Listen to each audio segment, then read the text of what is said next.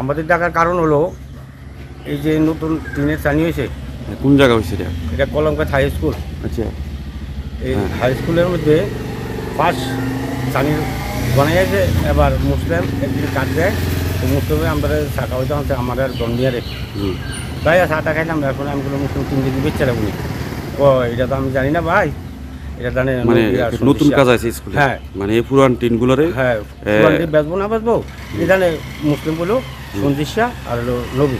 সঞ্জিশা কি এসএমসি আর এই স্কুলের কি দায়িত্ব আছে? দায়িত্ব এবার সেক্রেটারি, এসএমসি কমিটি সেক্রেটারি। হ্যাঁ। আচ্ছা।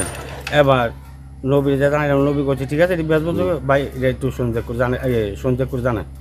তাই সঞ্জয় করে আমি একদিন না 2 দিন পরে জানাইলাম। জানানোর পরে বলছি অঙ্কে এটি বেচা হতো না, এটি একখান স্ট্যাক হবো, স্ট্যাকের পরে এই ডাক উঠবো, ডাক ওঠার পরে এটি বেচা কিনে নিব। আচ্ছা।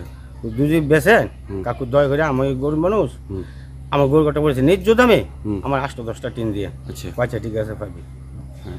এবার এটা হলো আপনার ফাগুন মাসের খবর। আচ্ছা।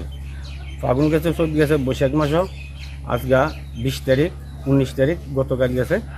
এই এটারে এবার সব টিন বেচা কিনে হয়ে গেছে। এসএমসি কমিটি তারা নিচে গিয়া, এসএমসি কমিটি তার লয়ে গেছে। হ্যাঁ, ডাক উঠছেন এটা? এটা কোনো ডাক মাক কিছু নাই। হ্যাঁ। স্কুলের পাশে পল্টন দাস হেও টিন দিয়েছে ন্যায্য দামে, হেরাও দিছে না। আর আমি এই যে মিটিং করবো, মিটিংয়ে কইছে এটাও আমি জানি না, আমার মনে হয়েছে না। এসএমসি কমিটির দায়িত্ব আছেননি? না না, আমি এসএমসি কমিটির দায়িত্ব নাই। তারা কে কে আছে আমি জানি না। তারা এটারে নিজেরা লই গেছে। এসএমসি কমিটি তারা নিয়েছে, অন্যরা কাছে বেচে না বেচে আমি জানি না। মুদ্রা কথা সে অভিযোগ হয়েছে যে আপনার যে পুরান কাম আসার আর নতুন কাম আসে পুরান টিমগুলি, মানে এটা একটা ডাকে ওঠে, ঠিক আছে না?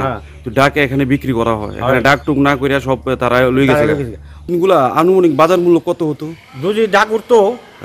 এই জনসাধারণ ডাক দিলে, ডাক উঠলে এটা প্রায় 50-60 হাজার টাকা বেচা লইলে।